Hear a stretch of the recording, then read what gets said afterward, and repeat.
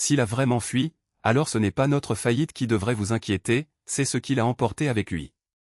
Ma voix tomba dans le grand salon des Delacroix avec un calme qui contrastait presque cruellement avec le chaos autour de moi. Personne ne répondit.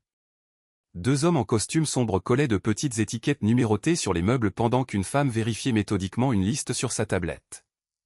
Le piano à queue de Claire, les tableaux que Philippe aimait montrer à ses invités, jusqu'au service en porcelaine réservé aux réceptions importantes, tout était désormais inventorié. 1 an plus tôt, on m'avait fait comprendre que je n'étais pas digne de vivre dans cette maison. Aujourd'hui, la maison elle-même ne leur appartenait presque plus. Claire Delacroix se tenait près de l'escalier, son téléphone serré entre ses doigts. Rappelle-le. Philippe ne leva même pas les yeux. C'est la 8e fois. Alors appelle une 9e fois. Sa voix trembla légèrement. Makoto ne disparaîtrait pas comme ça. Il doit avoir une explication. Élodie, leur fille aînée, referma lentement la porte du bureau. Son visage avait perdu toute couleur. Son passeport n'est plus dans le coffre. Claire se retourna brusquement. Quoi? Son passeport, ses dossiers personnels et la montre de grand-père. Tout a disparu. Philippe releva enfin la tête. Depuis mon arrivée, il paraissait avoir vieilli de 10 ans. Sa chemise blanche était froissée, sa cravate desserrée, et l'homme qui autrefois jugeait chacun de mes gestes comme s'il évaluait un employé médiocre évitait maintenant mon regard. Il a peut-être simplement pris quelques affaires. Élodie eut un rire bref, sans joie. Papa, sa chambre est vide. Claire secoua la tête. Non. Makoto nous aurait prévenus. Je retirai tranquillement mes gants et les posai sur la console de l'entrée. Bien sûr. Tous les regards se tournèrent vers moi. Claire fronça les sourcils. Qu'est-ce que ça veut dire? Rien. Jiboda. Philippe prononça mon nom avec cette vieille autorité qui, autrefois, suffisait à faire taire toute la pièce. Cette fois, je me contentais de le regarder. Il s'arrêta une seconde avant de reprendre d'un ton plus bas. Si tu sais quelque chose, dis-le. Je parcourus le salon des yeux. À 3 mètres de moi, un employé venait de photographier le numéro de série d'une sculpture que Philippe avait achetée à une vente aux enchères à Paris. Claire détourna le regard, comme si cette simple photographie était une humiliation. Vous m'avez demandé de venir parce que le groupe Delacroix risque la cessation de paiement, dis-je. Pas pour retrouver Makoto. C'est ton frère, souffla Claire. Non. Le mot sortit sans colère. C'était justement ce qui la déstabilisa. Il a grandi avec nous, insista TL. 19 ans, Jiboda. On ne peut pas effacer 19 ans en une journée. Je souris à peine. Vous avez pourtant réussi à m'effacer en moins d'1 heure. Élodie baissa les yeux. Philippe posa sa main sur le dossier d'un fauteuil. Ce n'est pas le moment de revenir sur le passé. Je suis d'accord. Je sortis mon téléphone. Parlons donc du présent. J'affichai le dernier rapport financier que m'avait envoyé Antoine Beaumont avant mon arrivée. Les chiffres étaient suffisamment mauvais pour que même Philippe cesse de jouer au patriarche. 3 lignes de crédit suspendues. 2 fournisseurs majeurs exigeaient désormais un paiement comptant. Un projet immobilier près de Lyon venait d'être gelé. Et lundi matin, si aucune garantie nouvelle n'était présentée, la banque pouvait déclencher une procédure qui ferait tomber le reste. Il nous reste combien de temps? Demanda Élodie. À vous? Je rangeai mon téléphone. Très peu. Claire fit un pas vers moi. Mais toi, tu peux faire quelque chose. Voilà. La phrase que j'attendais. Pas pardon. Pas nous nous sommes trompés. Seulement, tu peux faire quelque chose. Philippe reprit immédiatement, Beaumont Capital a les moyens de garantir notre dette. Antoine Beaumont t'écoute. Si tu lui présentes le dossier correctement. Pourquoi le ferais-je? Le silence revint. Claire ouvrit la bouche, mais aucun mot ne sortit. Philippe, lui, serra la mâchoire. Parce que malgré tout, tu es un Delacroix. Je regardais autour de moi. 1 an plus tôt, dans cette même pièce, ce nom avait été utilisé pour m'expliquer tout ce que je ne méritais pas. Aujourd'hui, il devenait soudain une corde qu'on essayait de passer autour de mon poignet. Intéressant. Jiboda. Commença Élodie. Une sonnerie interrompit sa phrase. Tout le monde se figea. Claire regarda son téléphone. Ses yeux s'illuminèrent. Makoto. Elle décrocha aussitôt. Makoto, où es-tu? Nous étions morts d'inquiétude. Réponds-moi. Makoto? Son expression changea. Allô? Elle éloigna lentement l'appareil de son oreille. La ligne a été coupée. Je regardais l'écran. Numéro masqué. Philippe s'approcha. Rappel. Impossible. Élodie sortit précipitamment son propre téléphone. Attendez. Ses doigts glissèrent sur l'écran. Son compte bancaire personnel. Elle s'arrêta. Philippe la fixa. Quoi? Le compte auquel maman versait son argent tous les mois a été clôturé hier. Claire pâlit. Ce n'est pas possible. Je tournai la tête vers l'escalier. Tout en haut, la porte de la chambre de Makoto était restée ouverte. Même à cette distance, on distinguait les étagères presque vides. Il avait préparé son départ. Pas ce matin. Pas après l'annonce de la banque. Depuis bien plus longtemps. Philippe se tourna brusquement vers moi. Tu savais qu'il partirait. Ce n'était pas une question. Je remis lentement mes gants. Je savais seulement qu'un homme qui prépare un incendie évite généralement d'être encore dans la maison quand la fumée apparaît. Claire me fixa, horrifiée. Tu accuses Makoto d'avoir provoqué ça? Je n'accuse personne. Je fis quelques pas jusqu'au fauteuil qu'il occupait autrefois pendant les réunions familiales. Je posai 2 doigts sur son dossier. Makoto s'asseyait toujours ici, légèrement en retrait, suffisamment près de Claire pour qu'elle puisse lui prendre la main dès qu'il jouait le fils blessé, suffisamment loin de Philippe pour paraître respectueux. Même son choix de siège avait toujours été calculé. Élodie me regardait désormais autrement. Pourquoi es-tu revenu, Jiboda? Cette fois, je souris vraiment. Parce qu'Antoine m'a demandé d'évaluer ce qu'il reste de votre entreprise. Philippe se raidit. Évaluer? Beaumont Capital n'investit pas par sentiment. Je me dirigeai vers la sortie, puis m'arrêtai devant le fauteuil vide de Makoto. 1 an plus tôt, toute cette famille s'était placée entre lui et moi pour le protéger. Il m'avait expliqué qu'il était fragile, qu'il avait peur de perdre sa famille, qu'il n'était responsable de rien. Et moi, j'étais parti sans protester. Maintenant, Makoto avait disparu, les comptes étaient presque vides et ceux qui m'avaient chassé attendaient que je répare encore une fois leurs erreurs. Je levai les yeux vers Claire. Alors, murmura-t-elle. Tu vas nous aider? Je regardai une dernière fois la place vide de Makoto. D'abord, dites-moi une chose. Philippe fronça les sourcils. Laquelle? Je laissai passer une seconde. Depuis combien de temps n'avez-vous pas vérifié qui contrôlait réellement les comptes de votre propre groupe? Personne ne répondit. Je hochai doucement la tête. Leur silence suffisait. Puis mon regard revint sur le fauteuil vide. Finalement, Makoto a donc décidé de courir. Élodie déglutit. Tu savais? Je pris la poignée de la porte. Non. Je me retournai vers eux. Mais s'il a vraiment disparu aujourd'hui, cela signifie qu'il pense avoir terminé ce qu'il préparait. Philippe resta immobile. Claire serra son téléphone contre elle. Et pour la première fois depuis que j'avais franchi cette porte, personne ne défendit Makoto. Je baissai légèrement la voix. La vraie question n'est plus de savoir pourquoi il est parti. Mon regard passa de Philippe à Claire, puis à Élodie. La vraie question, c'est de savoir ce qu'il vous reste après son départ. 1 an plus tôt, la porte du salon s'était refermée derrière moi avec un bruit si discret qu'il aurait presque pu passer inaperçu. Pourtant, pour la famille Delacroix, cette soirée avait marqué le moment où tout avait commencé à basculer.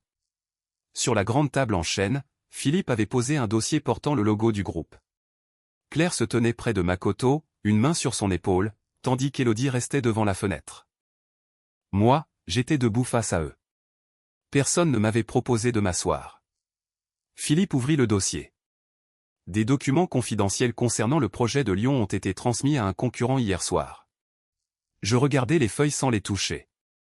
Et Philippe releva les yeux. La connexion utilisée correspond à tes identifiants professionnels. Claire soupira comme si ma culpabilité était déjà établie. Jiboda, personne ne veut te condamner. Dis-nous simplement pourquoi tu as fait ça. Vous venez précisément de me condamner. Makoto intervint aussitôt. Maman, laisse-le parler. Sa voix était douce, presque inquiète. Il se tourna vers moi. Je suis certain que Jiboda a une explication. Peut-être que quelqu'un a utilisé son compte.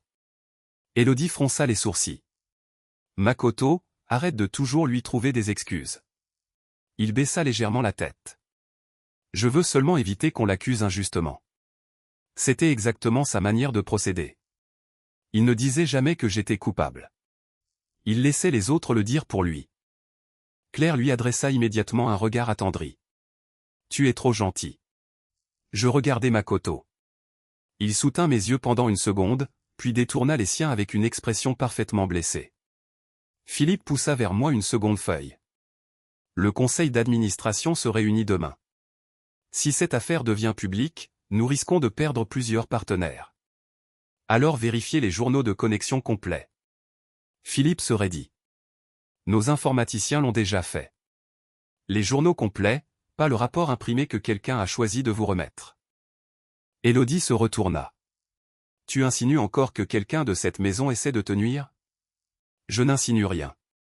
Je pris enfin le dossier et le refermai. Je vous indique simplement comment vérifier un fait. Claire secoua la tête. Pourquoi faut-il toujours que tout devienne compliqué avec toi? Depuis ton arrivée, cette famille ne connaît plus un seul mois tranquille. Makoto murmura immédiatement, « Maman, ce n'est pas sa faute s'il a grandi loin de nous. » Claire lui prit la main. Il venait de me défendre, et pourtant sa phrase rappelait à tout le monde que j'étais celui qui n'avait pas grandi ici. Je souris légèrement. Makoto était meilleur que je ne l'avais pensé. Philippe ouvrit un autre document. Le conseil veut une décision avant demain matin. Pour protéger le groupe, tu vas quitter temporairement tes fonctions. Temporairement? Jusqu'à ce que la situation soit clarifiée. Elodie ajouta froidement, et il serait préférable que tu quittes également la maison pendant quelque temps.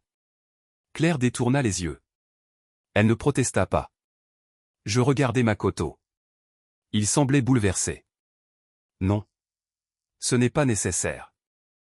Si quelqu'un doit partir, je peux partir. Claire se retourna aussitôt vers lui. Ne dis pas n'importe quoi. Mais si ma présence crée des tensions entre Jiboda et vous. Tu ne crées aucune tension, coupa Elodie. Tu fais partie de cette famille depuis 19 ans. Makoto baissa les yeux. Jiboda est pourtant le fils légitime. Le silence qui suivit fut presque parfait. Il venait de prononcer les mots qu'il savait que personne ne voulait entendre. Claire resserra aussitôt sa main autour de la sienne. Et cela ne signifie pas que nous devons t'abandonner. Philippe acquiesça. Personne ne te demande de partir. Je laissai échapper un petit rire. Elodie me lança un regard irrité. Qu'est-ce qui te fait rire? Rien. Continuez. Philippe posa alors une dernière feuille devant moi. Ce n'était plus une suspension temporaire. C'était une renonciation à mes fonctions opérationnelles et à certains droits de décision dans le groupe. Signe, dit-il. Claire s'approcha. C'est seulement pour calmer le conseil. Quand tout sera réglé, ton père trouvera une solution. Je pris le stylo. Makoto me regarda enfin directement. Pour la première fois, son inquiétude sembla vaciller. Il s'attendait probablement à ce que je proteste. Peut-être même avait-il préparé plusieurs réponses pour ce moment. Je lus le document jusqu'à la dernière ligne, puis je signai. Philippe resta silencieux. Claire cligna des yeux. Elodie parut surprise. Makoto, lui, ne bougea plus. Je posai le stylo. C'est tout? Philippe fronça les sourcils. Tu n'as rien à dire? Vous avez déjà décidé. Claire fit un pas vers moi. Jiboda, ne transforme pas ça en rupture définitive. Je retirai la carte d'accès du groupe de mon portefeuille et la posai sur le dossier. Puis les clés de la voiture de fonction. Enfin, la carte bancaire liée au compte familial. Vous pouvez garder le reste aussi. Claire pâlit. Pourquoi rends-tu ta carte personnelle? Parce que je préfère éviter qu'un jour quelqu'un découvre une dépense et décide qu'elle prouve autre chose. Elodie détourna les yeux. Philippe resta immobile. Je pris mon manteau et me dirigeai vers l'entrée. Derrière moi, Makoto appela doucement, Jiboda. Je m'arrêtai sans me retourner. Je suis désolé. Cette fois, mon sourire fut réel. Ne le sois pas. Je quittai le salon. Dans le couloir, je réalisai que mon téléphone était resté sur la petite console près du bureau de Philippe. Je revins silencieusement. La porte du bureau était entr'ouverte. J'allais entrer lorsqu'une voix m'arrêta. Celle de Makoto. Il ne parlait plus avec la douceur qu'il utilisait devant Claire. Il a signé plus facilement que prévu. Une autre voix répondit, basse, professionnelle. Je reconnus maître Laurent Vasseur, conseiller de Philippe depuis des années. Ne soyez pas impatient. Son départ ne règle qu'une partie du problème. Un silence. Puis Makoto demanda, et les accès?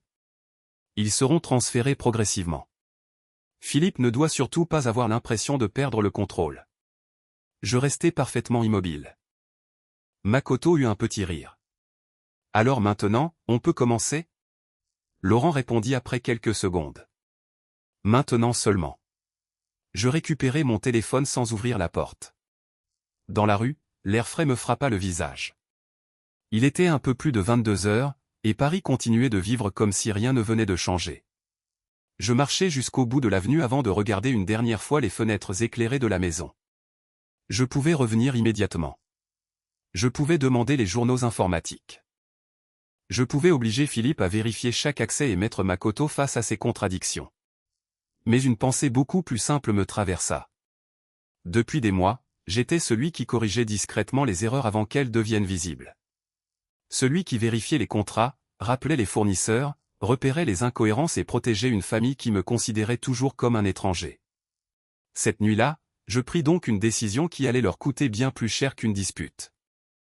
Je n'allais pas me venger. Je n'allais rien détruire. J'allais simplement arrêter de les sauver. Le lendemain matin, Antoine Beaumont posa une tasse de café devant moi et demanda simplement, « Tu comptes vraiment les laisser se débrouiller seuls ?» Nous étions dans son bureau du 8e arrondissement, à quelques centaines de mètres des Champs-Élysées. Derrière les vitres, Paris s'éveillait sous un ciel gris, tandis que sur son écran apparaissait encore le communiqué annonçant mon départ du groupe de la Croix. Je pris la tasse sans regarder l'article. Je ne leur fais rien.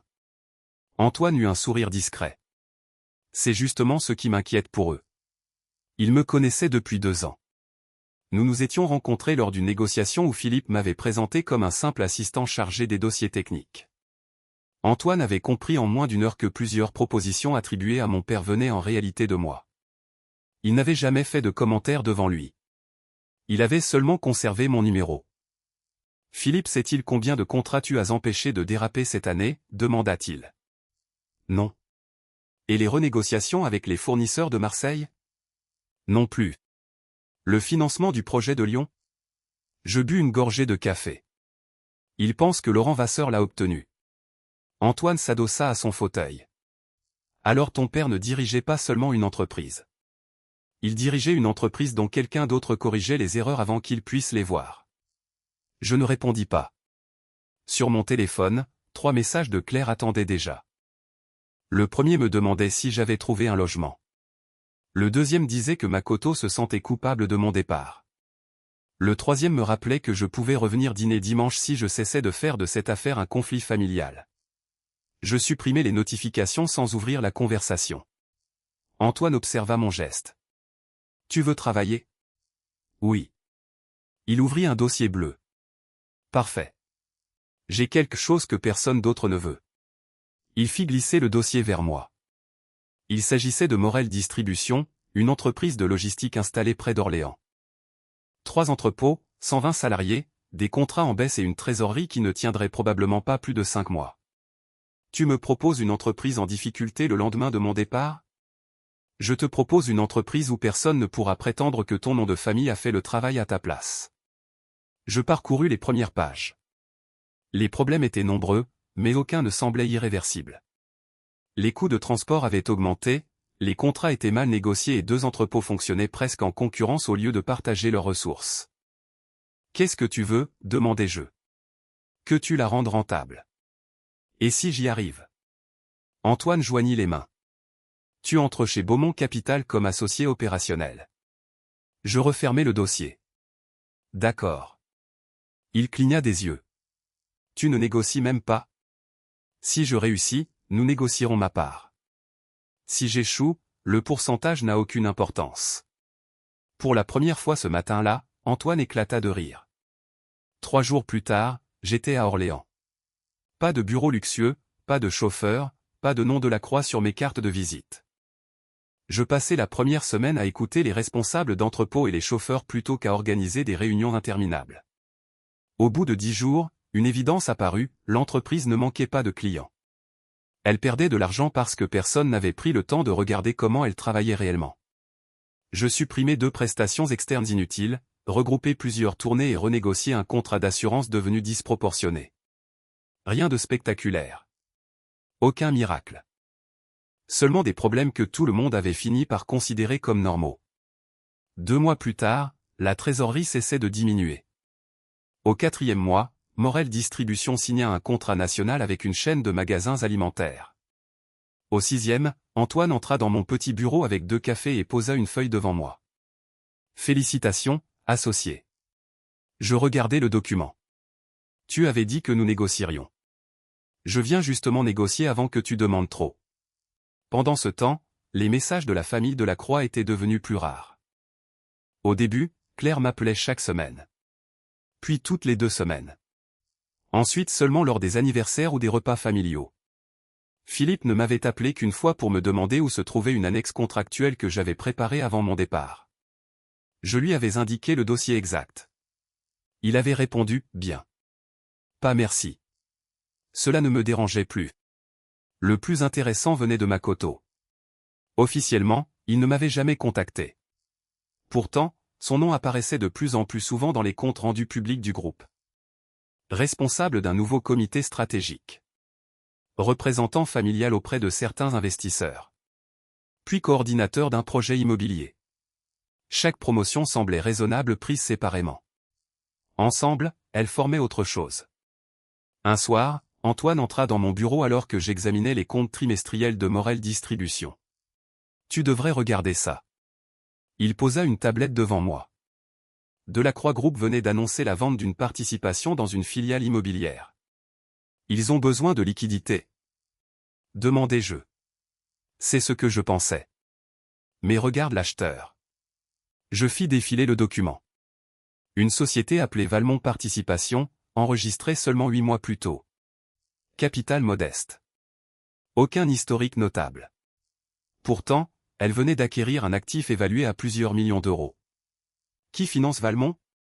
Antoine secoua la tête. Pas clair. Je pris mon ordinateur et consultai les informations accessibles. Les dirigeants officiels ne m'étaient pas familiers. Mais l'adresse administrative me fit arrêter. Je l'avais déjà vue. Pas chez Delacroix. Dans un ancien contrat examiné des mois auparavant.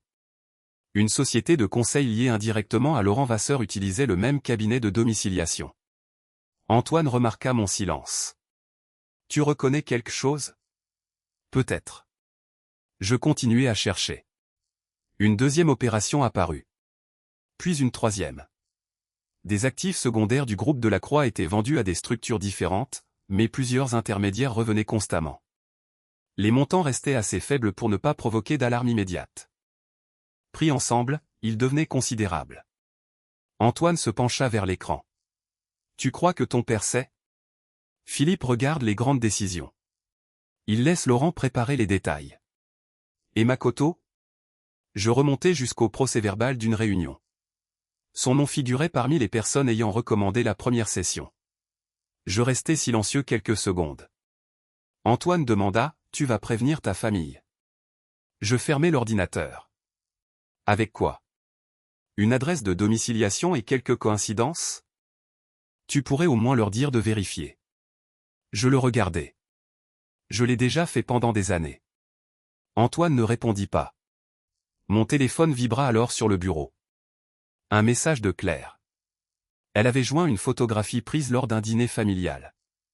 Philippe, Élodie et Makoto souriaient autour de la table. Sous l'image, elle avait écrit « Makoto vient encore de sauver un dossier important pour ton père. J'aimerais que vous puissiez enfin vous entendre. Il parle toujours de toi avec beaucoup de respect. » Je regardai la photographie quelques secondes. Makoto se tenait à droite de Philippe, exactement à la place que j'occupais autrefois pendant les réunions importantes. Je posai le téléphone face contre le bureau. Antoine soupira. Tu ne vas vraiment rien dire?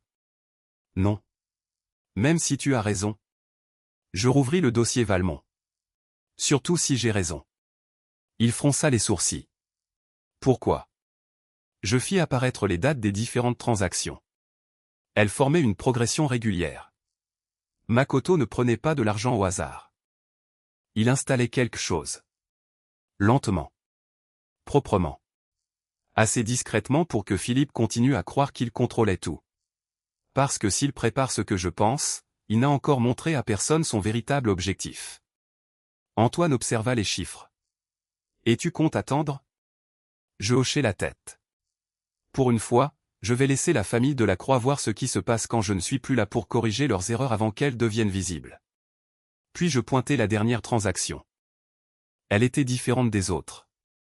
Cette fois, Makoto ne semblait plus seulement déplacer des actifs. Une nouvelle structure venait d'obtenir une option sur une partie stratégique du projet de Lyon. Je reconnus immédiatement sa valeur. Si cette option était exercée au mauvais moment, Delacroix Group pouvait perdre bien davantage qu'un simple investissement.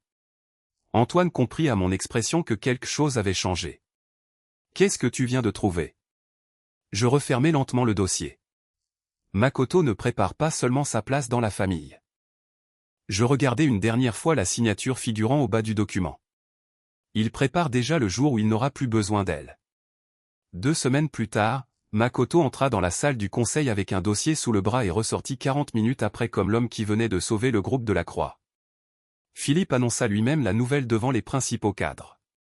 Le projet de Lyon, fragilisé par le retrait d'un partenaire, venait d'obtenir un financement relais de 6 millions d'euros. Pour Claire, c'était une preuve supplémentaire que Makoto avait toujours mérité sa place dans la famille.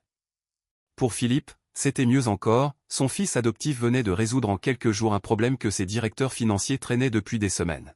« Je n'ai rien fait d'extraordinaire », répondit Makoto lorsque Philippe le félicita.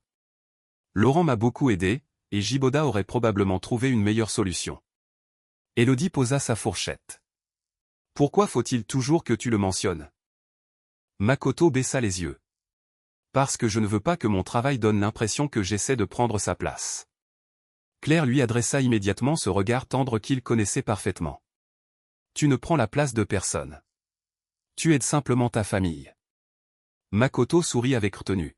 « Alors tant que je peux être utile, cela me suffit. » Ce soir-là, il refusa même la prime exceptionnelle proposée par Philippe. Le lendemain, il demanda officiellement une réduction temporaire de sa rémunération jusqu'à l'amélioration des comptes du groupe. L'information circula rapidement parmi les cadres. Certains commencèrent à parler de lui comme du seul membre de la famille de la Croix capable de comprendre les sacrifices nécessaires. À plusieurs centaines de kilomètres de là, Antoine posa l'article sur mon bureau. « Ton frère devient populaire. » Je continuai à examiner un contrat de transport. « Ce n'est pas mon frère. » Très bien. Makoto devient populaire. C'est plus précis. Antoine s'assit face à moi.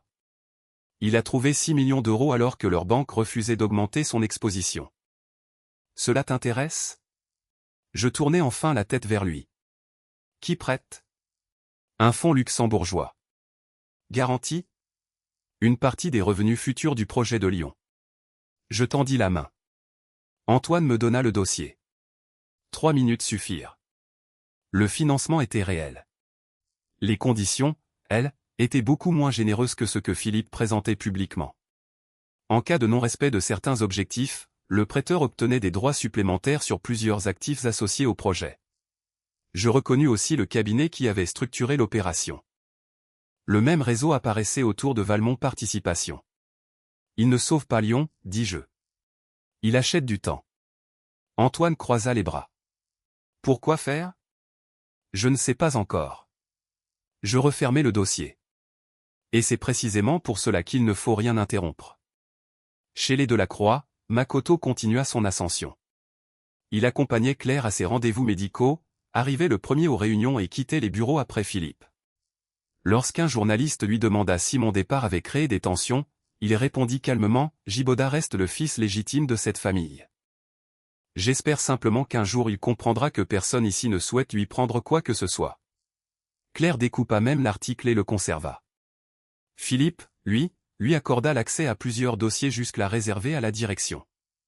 Élodie fut la seule à ne pas partager entièrement leur enthousiasme. Elle ne soupçonnait pas encore Makoto. Elle trouvait seulement étrange qu'un homme qui, 6 mois plus tôt, ne s'intéressait presque jamais au montage financier soit devenu capable de négocier des opérations complexes. Un jeudi soir, elle entra dans le bureau familial pour chercher un contrat destiné à Philippe. Makoto était sous la douche à l'étage et avait laissé son ordinateur portable ouvert sur la table. Élodie n'aurait probablement rien remarqué si une notification n'était pas apparue à l'écran. Confirmation du transfert vers Valmont Participation. Elle resta immobile. Ce nom lui disait quelque chose.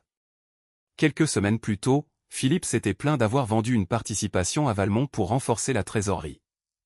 Élodie approcha la main du pavé tactile, hésita, puis ouvrit la notification. Une page de messagerie apparut. Le message ne contenait que quelques lignes, deuxième étape validée. Les titres seront transférés vendredi. Monsieur Vasseur a confirmé que Philippe signera sans demander de modification. Élodie relut la phrase. Une fois. 2 fois. Puis une voix douce retentit derrière elle. Tu cherchais quelque chose? Elle se retourna. Makoto se tenait à l'entrée, vêtu d'un pantalon sombre et d'une chemise claire. Aucun reproche dans son visage. Seulement cette expression calme qui rassurait toujours Claire. Élodie referma immédiatement la fenêtre. Papa m'a demandé le contrat de Saint-Denis. Makoto entra tranquillement. Il est dans le tiroir de droite. Elle ouvrit le tiroir. Le document était bien là. Merci. Elle allait partir lorsqu'il demanda, tu as vu le message? Élodie s'arrêta. Quel message? Makoto sourit légèrement. Celui qui vient d'apparaître sur mon ordinateur. Elle se retourna lentement. Qu'est-ce que Valmont Participation? Un véhicule d'investissement. Je sais lire un registre d'entreprise, Makoto. Pourquoi transférez-vous des titres à une société dont papa parle à peine? Il ne sembla ni surpris ni inquiet. Parce que c'est précisément le type de question qui nécessite le contexte complet. Alors donne-le-moi. Makoto ferma son ordinateur. Demande à papa. Le message dit que papa signera sans demander de modification. Un silence très court passa entre eux. Puis Makoto soupira. Élodie, le groupe traverse une période difficile. Philippe est sous pression. Laurent structure plusieurs opérations pour préserver notre trésorerie. Si tu prends une phrase isolée et que tu commences à imaginer le pire, tu vas seulement créer une inquiétude inutile. Pourquoi ton nom apparaît-il partout? Parce que ton père m'a demandé de l'aider. Il marqua une pause. Je pensais que tu étais heureuse qu'il puisse compter sur moi. La phrase était parfaite. Élodie le savait, et pourtant elle ressentit immédiatement la culpabilité qu'il cherchait à provoquer. Je n'ai pas dit le contraire. Alors fais confiance à Philippe. Il lui tendit le contrat de Saint-Denis. Et si quelque chose te préoccupe, parle-moi directement. Nous sommes une famille. Élodie prit le document sans répondre. Cette nuit-là, elle ne dormit presque pas. Le lendemain matin, elle demanda discrètement au service comptable la liste des opérations réalisées avec Valmont Participation. On lui répondit que son niveau d'accès ne permettait pas de consulter certains documents. Elle trouva cela encore plus étrange. Pendant 3 jours, elle rassembla ce qu'elle pouvait sans attirer l'attention. Des cessions immobilières, des options, des honoraires de conseil et plusieurs sociétés dont les noms changeaient, mais dont les adresses revenaient régulièrement. Puis elle découvrit une facture de 92 000 € adressée à une structure qu'elle avait déjà vue dans les documents de Laurent Vasseur. Elle prit une photographie avec son téléphone. Pour la première fois, son malaise devint une véritable question. Le dimanche suivant, Claire organisa un déjeuner familial. Makoto arriva avec des fleurs, aida à servir le café et annonça qu'il renonçait également à une partie de ses avantages professionnels. Philippe leva son verre. Sans toi, ces derniers mois auraient été beaucoup plus difficiles. Makoto secoua la tête. Ne dis pas ça. Je fais seulement ce que Jiboda aurait dû pouvoir faire s'il était resté. Élodie le fixa. Quelques mois plus tôt, cette phrase l'aurait touchée. Cette fois, elle entendit autre chose. Après le repas, Makoto accompagna Claire dans le jardin. Élodie monta directement au bureau. Elle ouvrit le tiroir où Philippe conservait les copies des décisions importantes. Le dossier Valmont était là. Elle parcourut les pages jusqu'à la dernière session. La signature de Philippe apparaissait au bas du document. À côté figurait celle de Makoto comme témoin de l'opération. Mais ce fut une petite ligne en annexe qui lui coupa le souffle. En cas d'activation de l'option principale, une partie des droits liés au projet de Lyon pouvait quitter définitivement le contrôle du groupe de la Croix. Elle sortit son téléphone et photographia la page. Puis elle chercha mon numéro. Son doigt resta quelques secondes au-dessus de mon nom. Nous ne nous étions pas parlé depuis mon départ. Elle avait été l'une des premières à demander que je quitte la maison. Elle avait défendu Makoto chaque fois que j'avais exprimé un doute. Maintenant, elle était sur le point d'appeler celui qu'elle avait traité comme un étranger pour lui demander de comprendre ce qui se passait dans sa propre famille. Avant qu'elle puisse appuyer sur l'écran, une voix retentit derrière la porte entr'ouverte. « Élodie ?» C'était Philippe. Elle rangea immédiatement son téléphone. « Oui. » Il entra avec Makoto à ses côtés. Makoto souriait comme toujours. « Papa voulait te parler d'une bonne nouvelle. » Philippe posa une main satisfaite sur l'épaule de Makoto. « À partir de demain, je lui confie la supervision de toutes les opérations stratégiques liées à Lyon. » Élodie sentit son téléphone peser soudain très lourd dans sa poche. Makoto croisa son regard et demanda doucement, « Tu es contente pour moi ?» Elle força un sourire. « Bien sûr. » Mais cette fois, Makoto ne détourna pas les yeux. Et Élodie comprit qu'il savait exactement ce qu'elle venait de découvrir. Élodie attendit 48 heures avant de m'appeler. Elle choisit un mardi, à 19h12, probablement parce qu'elle savait que je quittais généralement les bureaux de Beaumont Capital après 19h. Lorsque son nom apparut sur mon téléphone, je le regardai sonner 3 fois avant de répondre. « Jiboda ?» Sa voix n'avait plus l'assurance que je lui connaissais. « Oui. Il faut que je te parle. Tu viens de le faire. » Un silence. « Je suis sérieuse. » Moi aussi. Elle inspira lentement. « Cela concerne Makoto. » Je cessai de ranger mes dossiers. « Je t'écoute. » Pas au téléphone. 1 heure plus tard, Élodie entra dans un café discret près du jardin du Luxembourg. Elle portait encore son manteau et tenait son sac contre elle comme si quelqu'un risquait de lui prendre. Je n'avais commandé qu'un café. Elle s'assit face à moi et sortit immédiatement son téléphone. « J'ai trouvé quelque chose. » Elle me montra les photographies du dossier Valmont, la facture de 92 000 € et l'annexe concernant le projet de Lyon. Je les examinai sans commentaire. Élodie attendit quelques secondes. « Alors ? Alors quoi ? Tu comprends ce que ça signifie ? » « Oui. » Elle se pencha légèrement vers moi. « Et cela ne te surprend pas ? » Je reposai son téléphone sur la table. « Non. » Son expression changea. « Tu savais. » Je savais qu'il existait des opérations inhabituelles. « Depuis combien de temps ? » « Plusieurs mois. » Elle resta silencieuse, puis son visage se durcit. « Et tu n'as rien dit. » Je pris ma tasse. « À qui ? » « À nous. » « Pourquoi ? » Elle me fixa comme si la question était absurde. « Parce que c'est notre famille. » Je laissai passer une seconde. « Notre famille ? » Elle comprit immédiatement. « Jiboda, ce n'est pas le moment. C'est exactement ce que Philippe m'a dit le soir où vous m'avez fait partir. » Élodie baissa les yeux. « Je sais. » « Non. Tu commences seulement à savoir. » Elle serra les doigts autour de son téléphone. « Je suis venu parce que je pense que Makoto cache quelque chose. Tu es venu parce que, cette fois, ce qu'il cache menace quelque chose qui compte pour toi. » Elle releva brusquement la tête. « Ce n'est pas juste. Si le groupe réalisait des bénéfices records, serais-tu assise devant moi ce soir ? » Sa bouche s'ouvrit, puis se referma. Je n'ajoutai rien. Le silence faisait mieux le travail. Après quelques secondes, Élodie murmura, « Je ne sais pas. » Moi, si. Elle détourna le regard vers la rue. Des passants longeaient les vitrines sous une pluie légère. Je me suis peut-être trompé sur certaines choses. Certaines ?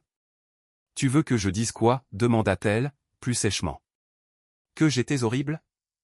Que je n'ai pas voulu t'écouter ? Très bien. Je l'admets.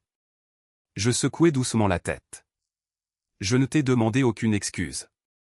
Cette réponse sembla lui faire plus mal qu'un reproche. Alors aide-moi au moins à comprendre. Je fis défiler ses photographies. Cette annexe permet à une structure extérieure d'obtenir des droits importants sur Lyon si certaines conditions sont remplies. Mais ce document seul ne prouve pas que Makoto détourne quoi que ce soit. Et Valmont? Suspect n'est pas synonyme de coupable. Tu le défends maintenant? Non. Je refuse simplement de faire avec lui ce que vous avez fait avec moi. Élodie resta immobile. Je lui rendis son téléphone. Si tu veux la vérité, cherche les documents originaux, les dates, les bénéficiaires et les autorisations. Pas ce que tu espères trouver. Elle hocha lentement la tête.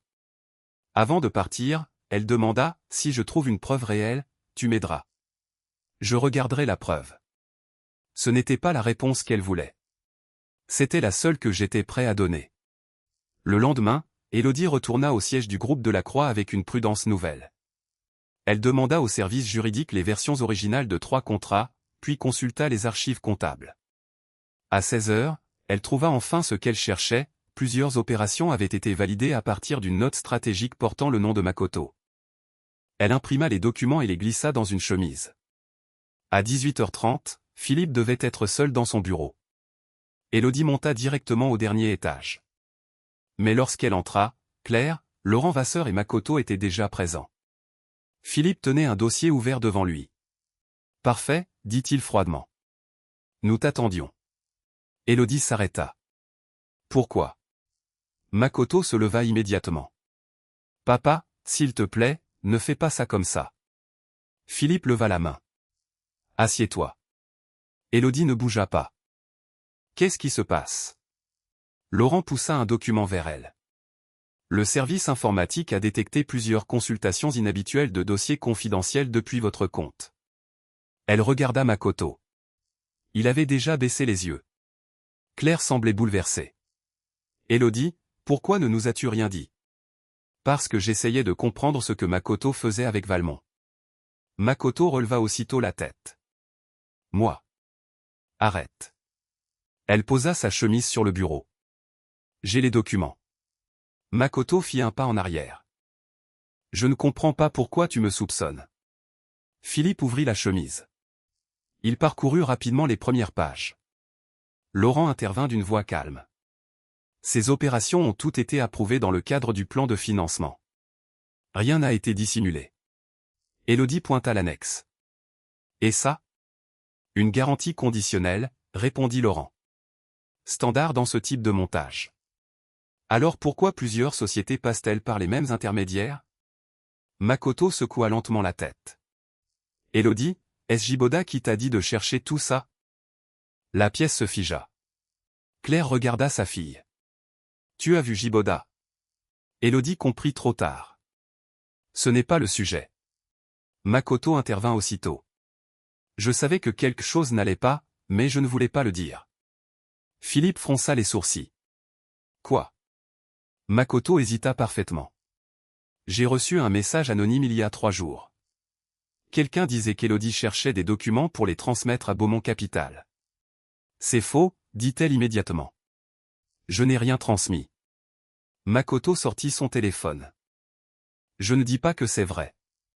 Au contraire, je pense que quelqu'un essaie peut-être de nous monter les uns contre les autres. Claire soupira de soulagement devant cette nouvelle preuve de sa bonté. Philippe, lui, regarda sa fille. As-tu rencontré Jiboda? Élodie resta silencieuse une seconde de trop. Oui. Philippe referma le dossier. Voilà. Voilà quoi. Je suis allé le voir parce que personne ici ne pose de questions. Et maintenant des documents confidentiels sortent de nos archives. Je ne lui ai rien donné. Makoto murmura, je te crois. Élodie se retourna vers lui.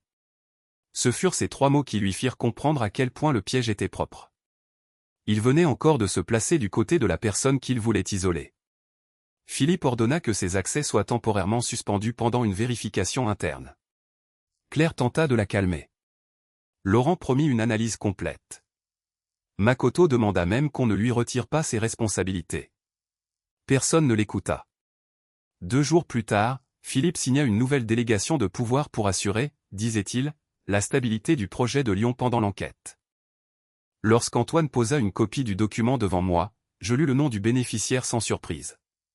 Makoto obtenait désormais l'autorisation de valider certaines opérations financières sans attendre la signature directe de Philippe.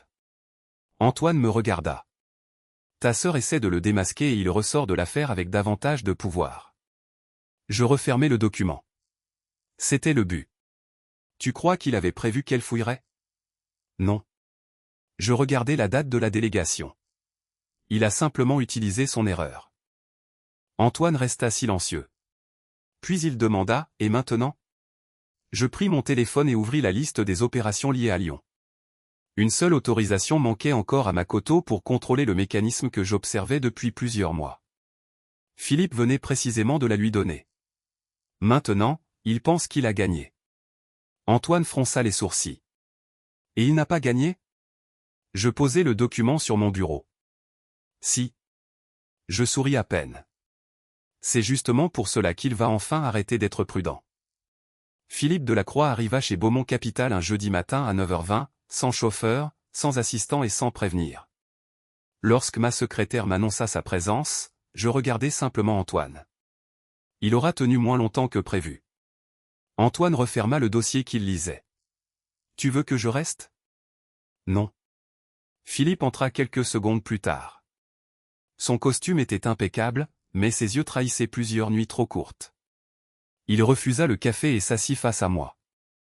Pendant quelques secondes, aucun de nous ne parla. Puis il posa une chemise grise sur mon bureau. La banque refuse de renouveler une ligne de crédit de 4 millions d'euros. Je ne touchai pas au dossier. Je sais. Son regard se durcit. Comment? Beaumont Capital suit les entreprises auxquelles elle pourrait être exposée. Il sembla contrarié par le mot entreprise. Il aurait préféré entendre famille. Le groupe a besoin d'une garantie temporaire. 3 mois suffiraient. Alors demandez-la à votre banque. Je viens de t'expliquer qu'elle refuse. Demandez à Makoto. Philippe serra la mâchoire. Ce n'est pas une plaisanterie. Je ne plaisante pas. Il ouvrit la chemise et poussa plusieurs documents vers moi. Avec une garantie de Beaumont Capital, nous pouvons stabiliser Lyon, renégocier les échéances et rassurer nos fournisseurs.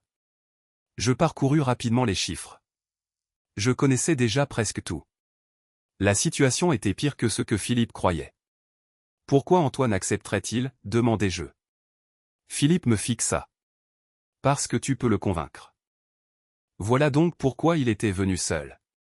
Pas comme père. Comme dirigeant cherchant un intermédiaire. Je reposai les feuilles. Et pourquoi le convaincrais-je? Son visage changea légèrement. Parce que cette entreprise appartient à ta famille. Je souris. Vous êtes venu jusqu'ici pour me dire exactement la même chose qu'avant. Qu'est-ce que tu veux entendre? Rien. Giboda, ta mère dort à peine. Élodie ne parle plus à personne. Le groupe emploie des centaines de personnes. Tu vas vraiment rester assis à regarder tout cela s'effondrer pour prouver que tu avais raison. Je soutins son regard. Vous voyez? Même maintenant, vous pensez que je fais cela contre vous. Alors aide-nous. Vous ne comprenez toujours pas. Je pris le dossier, sortis une proposition de financement que j'avais préparée 2 jours plus tôt et la posai devant lui. Philippe resta figé. Tu avais déjà étudié une solution? Oui. Il parcourut rapidement la première page. Beaumont Capital pouvait fournir les fonds nécessaires, mais sous plusieurs conditions, contrôle renforcé des flux liés à Lyon, audit indépendant et suspension temporaire de certaines délégations financières.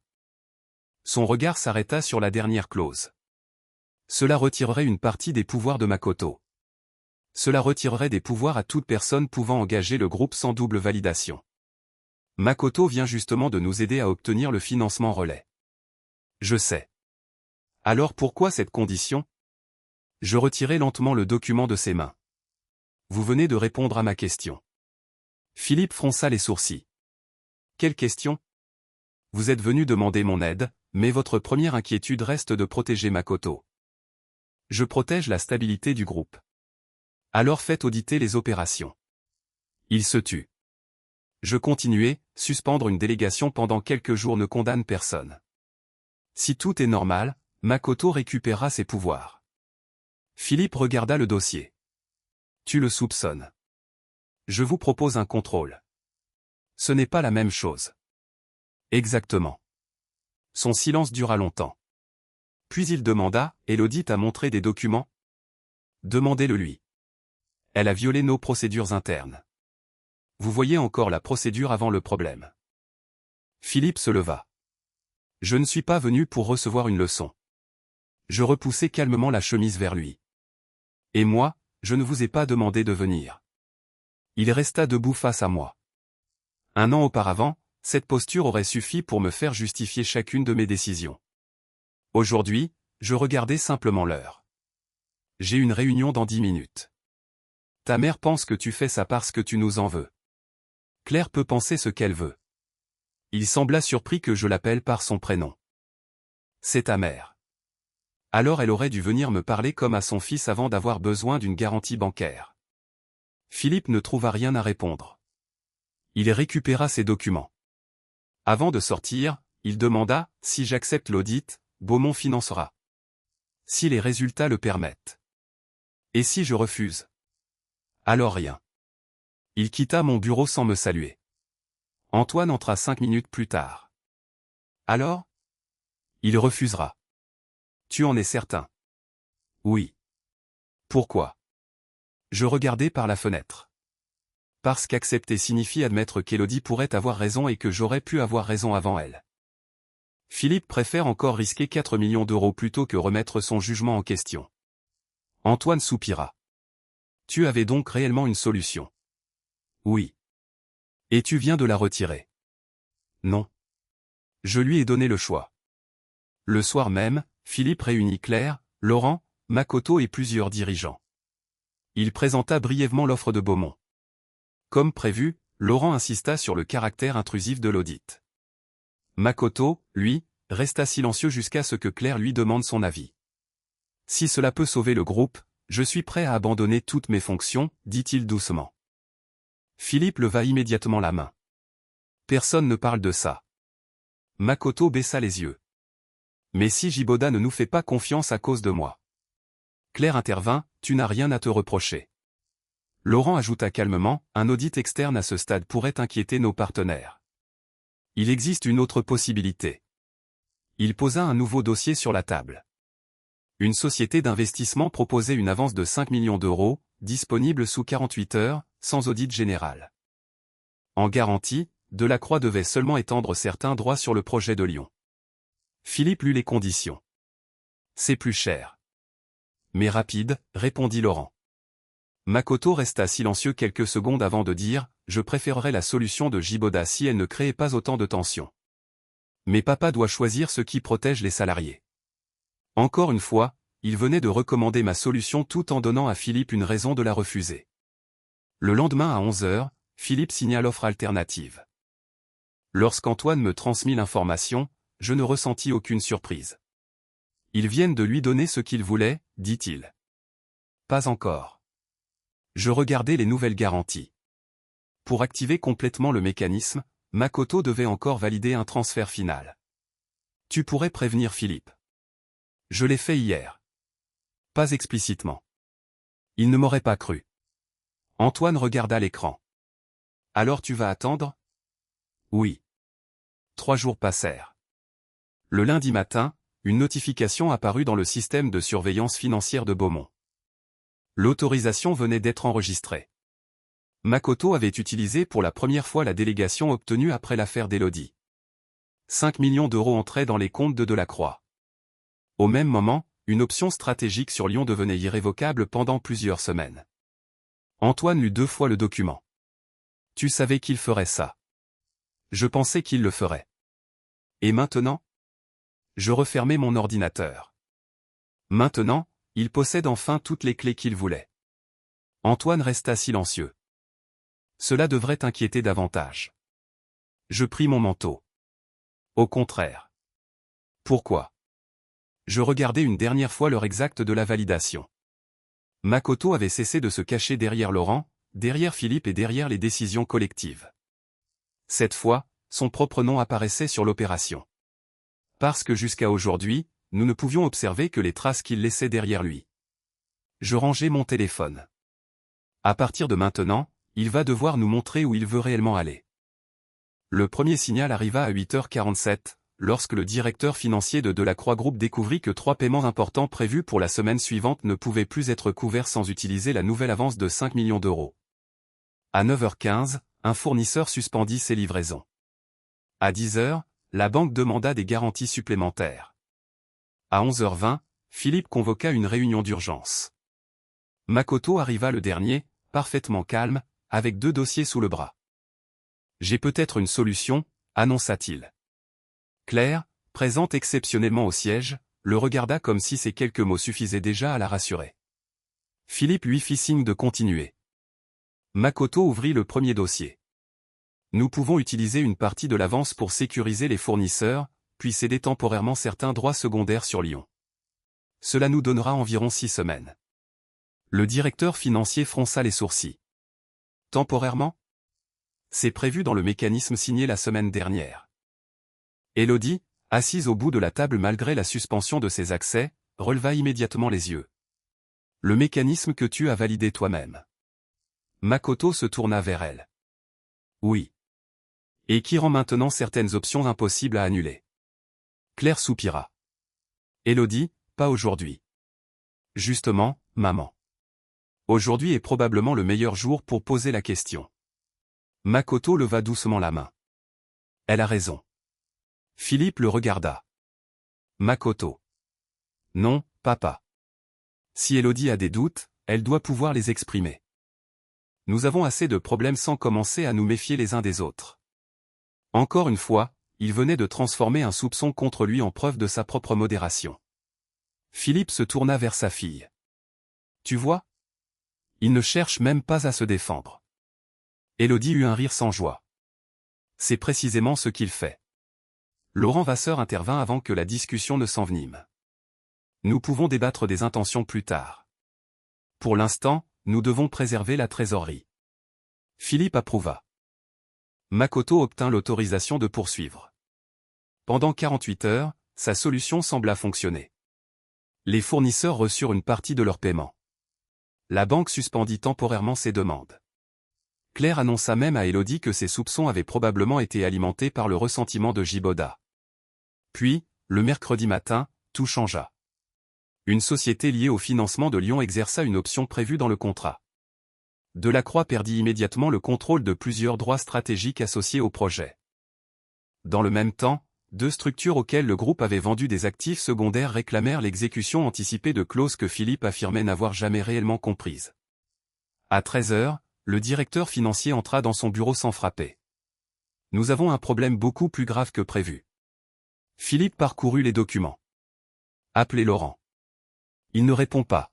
« Makoto ? » Absent depuis ce matin. Philippe leva la tête.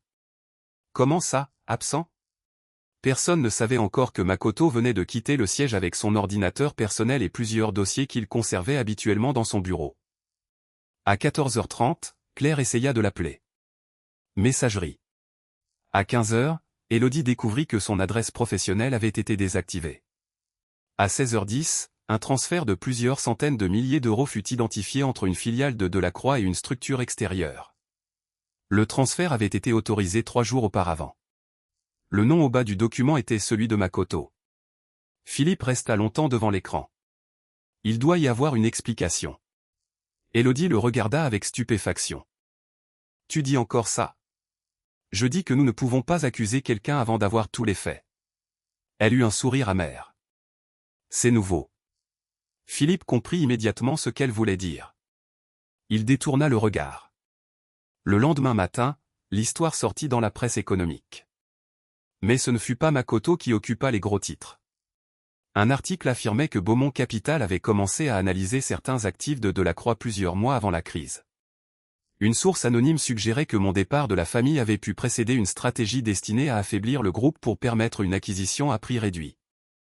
Antoine entra dans mon bureau avec son téléphone à la main. Il a été plus rapide que prévu. Je lus l'article jusqu'au bout. Aucun mensonge évident. Seulement des faits réels placés dans un ordre soigneusement choisi. J'avais quitté Delacroix. Beaumont avait étudié le groupe. J'avais refusé un financement sans audit. Plusieurs actifs perdaient maintenant de la valeur. Il suffisait de laisser le lecteur relier lui-même les points. C'est bien construit, dis-je. Antoine me regarda. Tu admires le travail? J'identifie la méthode. 1 heure plus tard, plusieurs journalistes attendaient devant nos bureaux. À midi, un partenaire de Beaumont demanda des explications. À 14 heures, le conseil interne exigea un rapport complet sur mes liens avec Delacroix Group. Makoto avait disparu, mais il avait laissé derrière lui une histoire dans laquelle j'étais le bénéficiaire idéal de la catastrophe. Antoine ferma la porte de mon bureau. Nous devons répondre publiquement. Pas encore. Jiboda, cette fois ce n'est plus seulement ta famille. Il implique Beaumont. Je sais. Alors pourquoi attendre? Je posai l'article sur mon bureau. Parce qu'il manque quelque chose. Quoi? La raison pour laquelle il a pris le risque de mettre son propre nom sur les dernières autorisations. Antoine resta silencieux. Mon téléphone sonna. Claire. Je décrochai. Sa voix était faible. Dis-moi seulement la vérité. Laquelle? Est-ce que tu savais que cela arriverait? Je savais que les opérations étaient dangereuses. Et tu nous as laissé signer? Philippe est venu dans ce bureau. Je lui ai proposé un audit. Un silence. Il m'a dit que tes conditions visaient Makoto. Mes conditions visaient les comptes. Claire inspira difficilement. Jiboda, est-ce que tu voulais que nous perdions tout? Je regardais la pluie glisser sur les vitres. Non. Alors pourquoi as-tu refusé de nous sauver? Parce que vous ne vouliez pas être sauvés.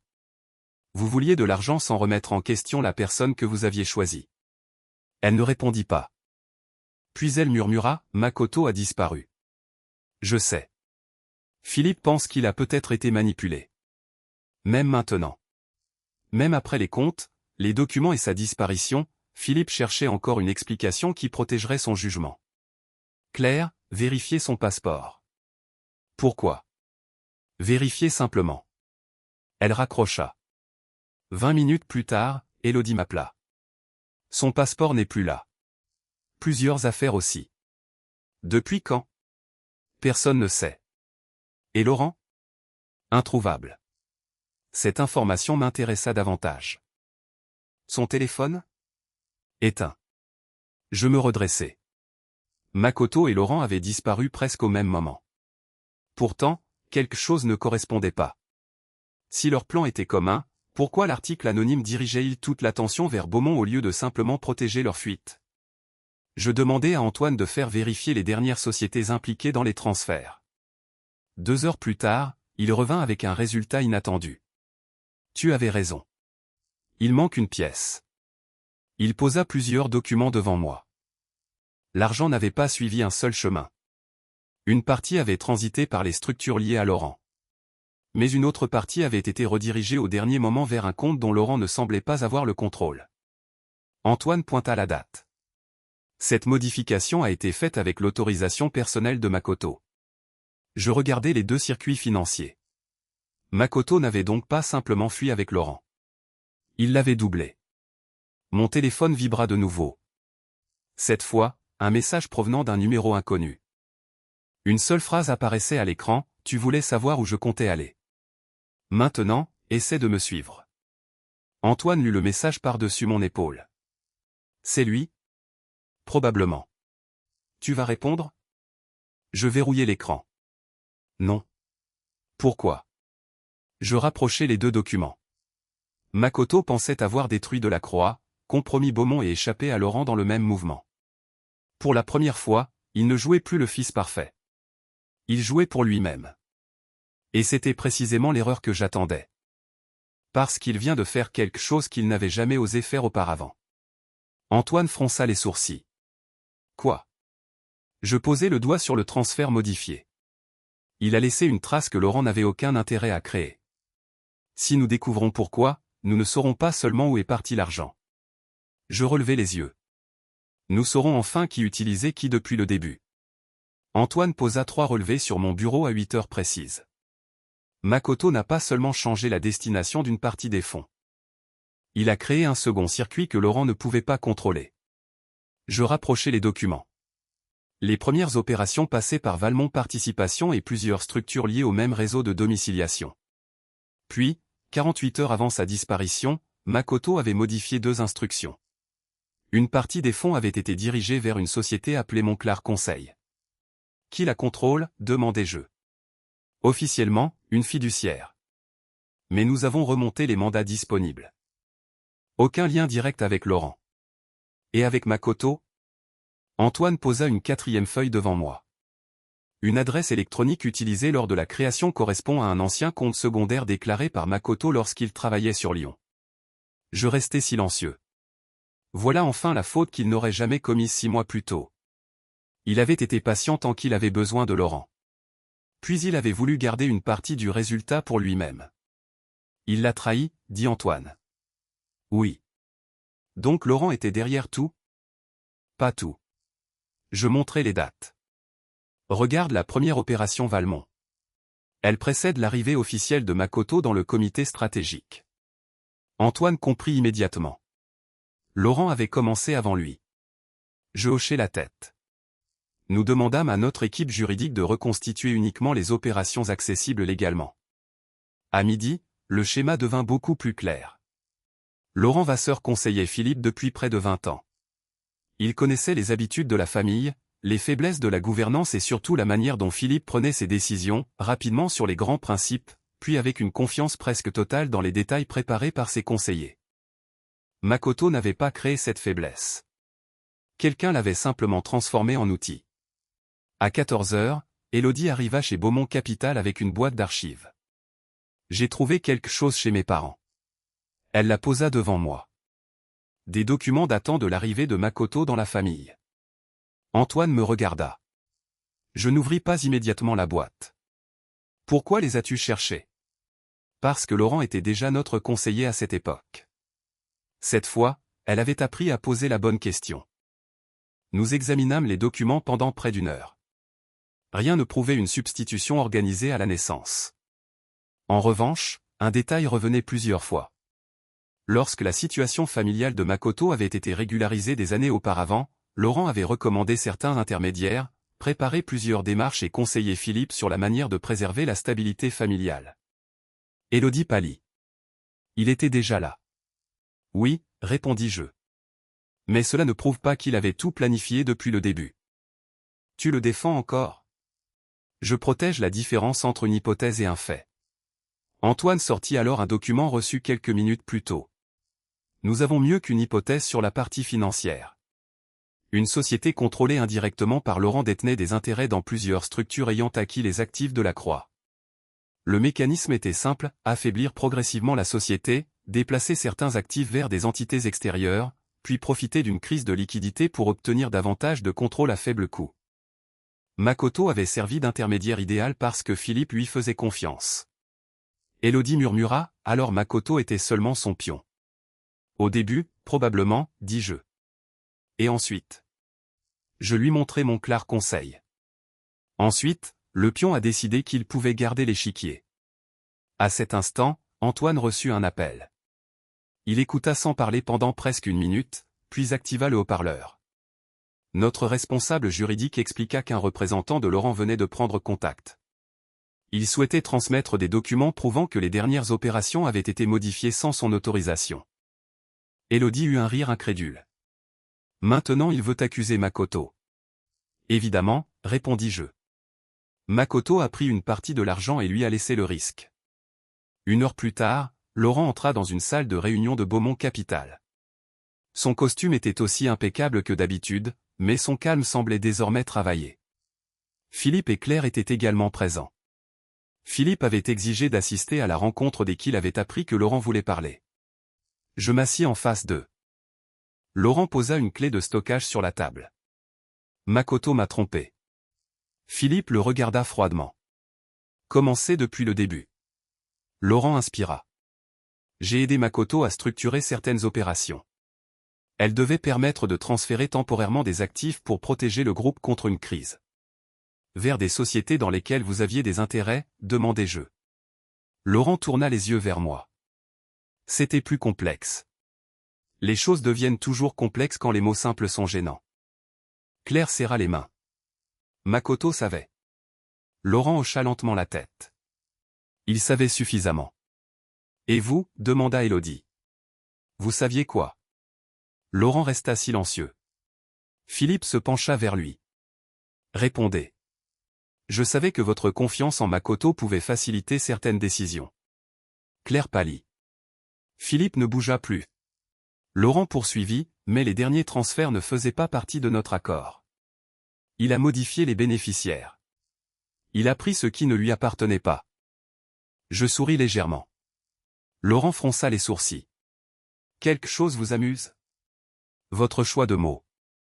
Je posai devant lui les relevés de Montclar. Vous êtes contrarié parce que Makoto vous a fait exactement ce que vous prépariez pour les Delacroix. Personne ne parla. Puis la porte s'ouvrit. Antoine entra avec une enveloppe. Nous venons de recevoir ceci. Il me la tendit. À l'intérieur se trouvait une copie d'un mandat signé par Makoto et un message adressé à Laurent 2 jours avant leur disparition. Laurent voulut prendre le document. Je le retirai calmement.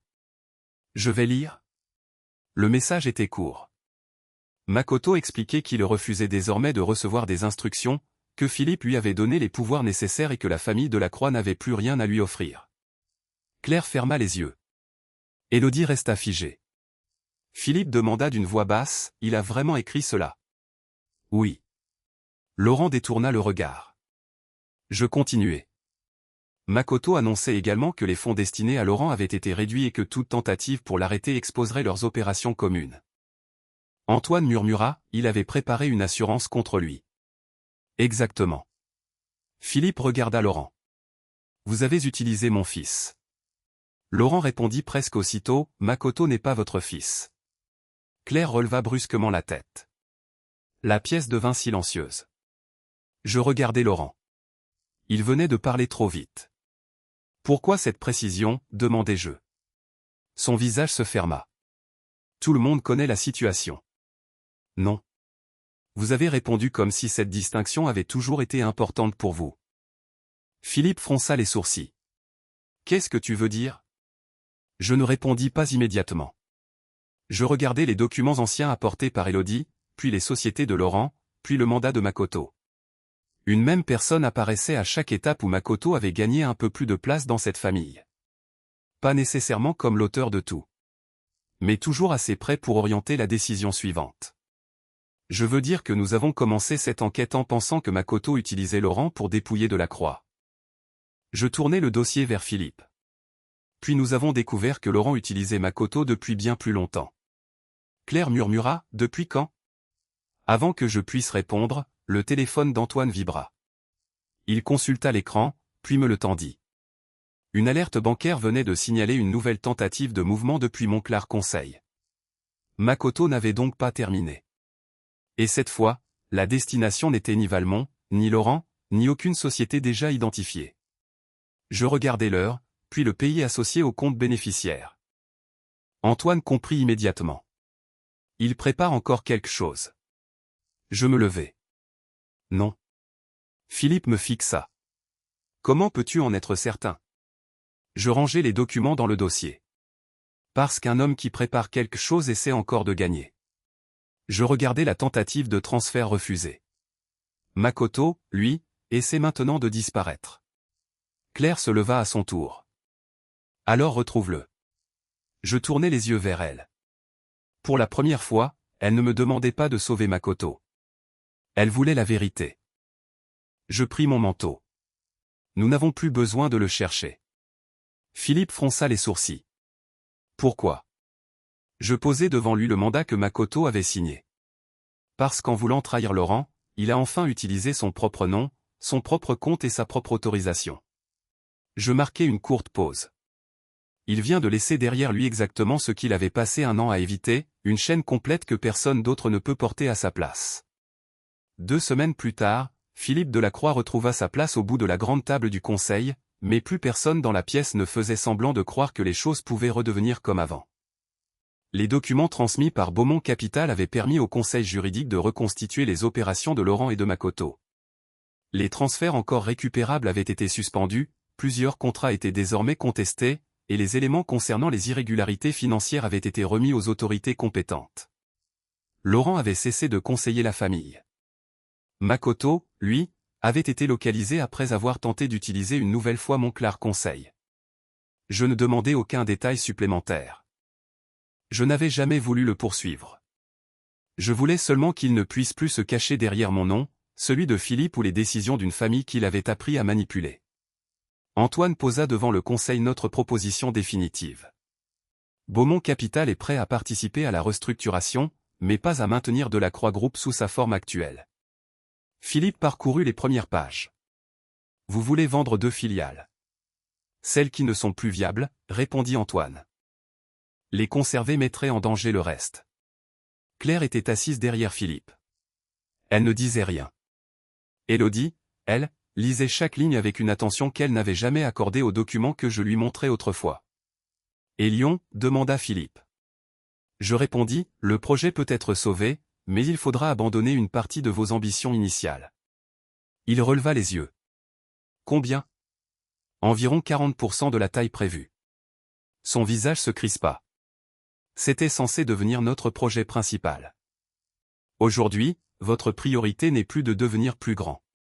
C'est de rester debout. Philippe ne protesta pas. Cette simple absence de protestation me fit comprendre à quel point il avait changé. 6 mois plus tôt, il aurait préféré défendre son prestige pendant 1 heure. Maintenant, il demanda seulement, et les salariés? Les activités conservées maintiennent l'essentiel des emplois. Certaines équipes devront être réorganisées, mais Beaumont a refusé les offres qui reposaient principalement sur des suppressions de postes. Claire releva les yeux vers moi. C'est toi qui as demandé ça. Je ne répondis pas immédiatement. Les salariés n'ont pas choisi Makoto. Ils n'ont pas choisi Laurent. Ils n'ont aucune raison de payer pour vos décisions. Philippe referma lentement le dossier. Et nous? Quoi, vous? Est-ce que nous devons payer? Je le regardais. Vous avez déjà commencé. Il ne répondit pas. Antoine laissa la salle quelques minutes plus tard pour permettre à la famille d'examiner les dernières conditions. Je savais pourtant que la négociation était terminée. Delacroix n'avait plus de meilleure option. Philippe signa le premier. Élodie valida ensuite les mesures de gouvernance. Lorsque les documents arrivèrent devant moi, je signai uniquement au nom de Beaumont Capital. Claire suivit mon geste des yeux. Tu ne signes pas comme Delacroix. Pourquoi le ferais-je? Philippe ouvrit alors une petite chemise qu'il n'avait pas encore montrée. Parce que ceci t'appartient. Il en sortit plusieurs documents. J'ai demandé à nos avocats de rétablir officiellement tes droits dans la structure familiale. Tes droits successoraux, tes droits de vote et la place qui aurait dû être la tienne. Je regardais les feuilles sans les prendre. Élodie murmura, papa a également fait modifier les dispositions qui favorisaient Makoto. Ce n'est plus nécessaire. Philippe fronça les sourcils. Bien sûr que si. Tu es mon fils. 1 an plus tôt, ces 4 mots auraient probablement signifié beaucoup pour moi. Je les avais attendus pendant des mois. Peut-être même depuis le jour où j'avais franchi pour la première fois la porte de leur maison. Maintenant, ils arrivaient dans une salle où leur entreprise venait d'être sauvée par la société dont j'étais devenu associé. Le timing avait quelque chose de presque ironique. Je poussai doucement la chemise vers Philippe. Mes droits légaux peuvent être régularisés. Cela ne signifie pas que je reviendrai. Claire se leva. Personne ne te demande de reprendre ta vie exactement comme avant. Je la regardai. Heureusement. Elle baissa les yeux. Je sais que j'ai fait des erreurs. Élodie inspira profondément. Moi aussi. Je ne répondis pas. Elle continua, quand je suis venu te voir au café, j'étais encore persuadé que tu devais m'aider parce que nous étions une famille. Je n'avais même pas compris que j'utilisais exactement le même argument que nous avions utilisé contre toi pendant des mois. Sa voix resta calme. Il a fallu que Makoto me fasse passer pour quelqu'un de suspect pour que je comprenne ce que nous t'avions fait. Philippe fixa la table. Claire murmura, nous pensions le protéger. Je sais. 19 ans, Jiboda. Je l'ai élevé pendant 19 ans. Quand tu es arrivé, j'ai eu peur qu'accepter immédiatement ta place signifie effacer toute cette vie. Vous n'aviez pas besoin de l'effacer. Claire releva les yeux. Alors qu'est-ce que j'aurais dû faire? Ne pas m'effacer à sa place. Elle resta silencieuse. Philippe prit alors la parole. Je ne peux pas changer ce qui s'est passé. Mais je peux te rendre ce qui t'appartient. C'est là que vous vous trompez encore. Je pris la chemise et la posai devant lui. Vous pouvez me rendre des droits, des actions, un nom dans des statuts. Ce ne sont pas les choses que vous m'avez prises. Philippe sembla soudain incapable de soutenir mon regard. Je me levai. La réunion était terminée. Dans le couloir, Claire me suivit. Giboda. Je m'arrêtai. La maison est toujours là. Je me retournai. Je sais. Ta chambre aussi. Un léger sourire passa sur mon visage. Vous l'aviez transformé en bureau 3 semaines après mon départ. Claire pâlit. Élodie me l'a dit. Elle chercha ses mots. Nous pouvons la remettre comme avant. Ne le faites pas. Pourquoi? Parce qu'elle n'était déjà pas chez moi quand j'y vivais. Elle ne trouva rien à répondre. Je rejoignis Antoine près des ascenseurs. 3 mois plus tard, Delacroix Group sortit officiellement de sa phase la plus critique. Plus petit, moins prestigieux, mais viable. Philippe quitta la direction opérationnelle et accepta la nomination d'une équipe indépendante. Élodie resta dans le groupe, cette fois sans privilège particulier, et commença par apprendre ce qu'elle avait autrefois considéré comme des détails. Claire m'envoyait parfois un message. Je répondais lorsqu'il y avait quelque chose à répondre. Quant à Makoto et Laurent, leurs responsabilités respectives seraient désormais déterminées par les procédures en cours. Je ne suivais plus chaque développement. Leur histoire avait cessé d'organiser la mienne. Un vendredi soir, Philippe vint seul chez Beaumont Capital. Il ne portait aucun dossier. Je voulais simplement te dire que la restructuration fonctionne. Je sais. Il acquiesça. Puis il resta debout quelques secondes. Claire espère toujours que tu reviendras dîner un dimanche. Je rangeai mon stylo. Peut-être un jour. Son visage s'éclaira légèrement. Mais ne confondez pas un dîner avec un retour. La lumière disparut de ses yeux. Il hocha néanmoins la tête. Je comprends. Cette fois, je le crus. Il se dirigea vers la porte, puis se retourna. Giboda, si tu ne veux plus de Delacroix, pourquoi as-tu sauvé l'entreprise?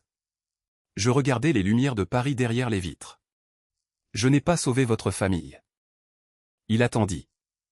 J'ai sauvé ceux qui méritaient encore de l'être. Philippe baissa lentement la tête et partit. Je restai seul quelques instants avant de prendre mon manteau. Sur mon bureau se trouvait encore la copie des documents rétablissant officiellement mes droits d'héritier. Je les avais acceptés juridiquement, parce qu'ils m'appartenaient. Mais je n'avais repris ni bureau dans le groupe, ni chambre dans la maison, ni place autour de leur table. Ils avaient enfin retrouvé l'héritier légitime qu'ils avaient voulu repousser. Seulement, le garçon qui avait autrefois attendu leur reconnaissance n'existait plus. Ils pouvaient me rendre mon nom, mes droits et ma place sur le papier.